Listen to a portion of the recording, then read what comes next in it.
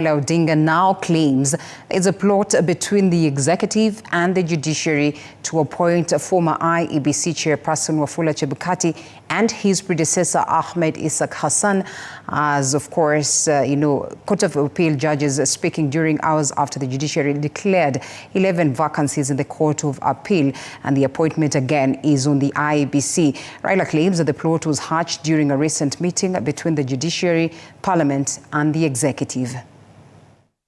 Addressing the press in Nairobi, Azimio leader Raila Odinga claims there is a well-coordinated plan to appoint former IEBC chairman Wafula Chebukati and his predecessor Ahmed Isaak Hassan as Court of Appeal judges, with an intention to later elevate Chebukati as the Chief Justice before 2027 general elections. Agreement.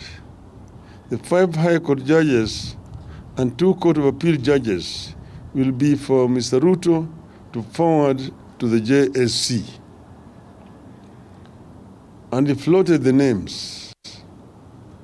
Immediate former IEBC chairman, Mr. Wafula Chebukati, and former IEBC chairman, Ahmed Isaak Hassan, are to be appointed as Court of Appeal judges, with Chebukati later being elevated as the Chief Justice before the 2027 general elections. His address coming just hours after the Judicial Service Commission invited applications for the position of 11 Court of Appeal judges. Raila now alleges that judiciary is being held captive by executive. Completely captured the Supreme Court and now wants to target the problematic lower courts by stuffing them with loyalists with the cooperation of the Chief Justice.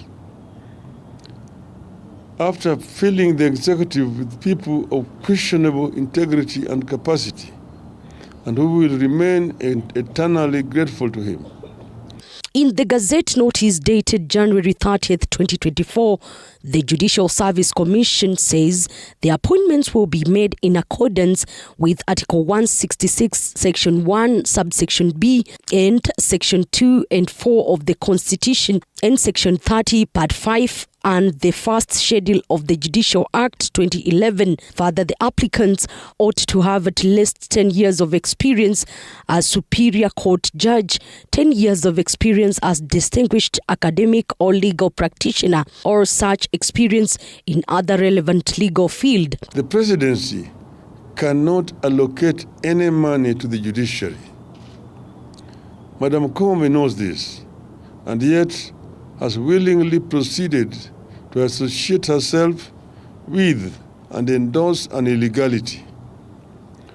Where Koome sought money from the State House and not from Parliament, only she can explain, but it spells doom.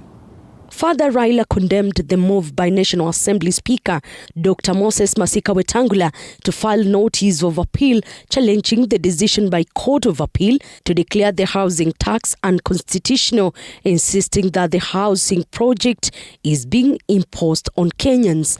Elizabeth Mutuku, TV47, Nairobi.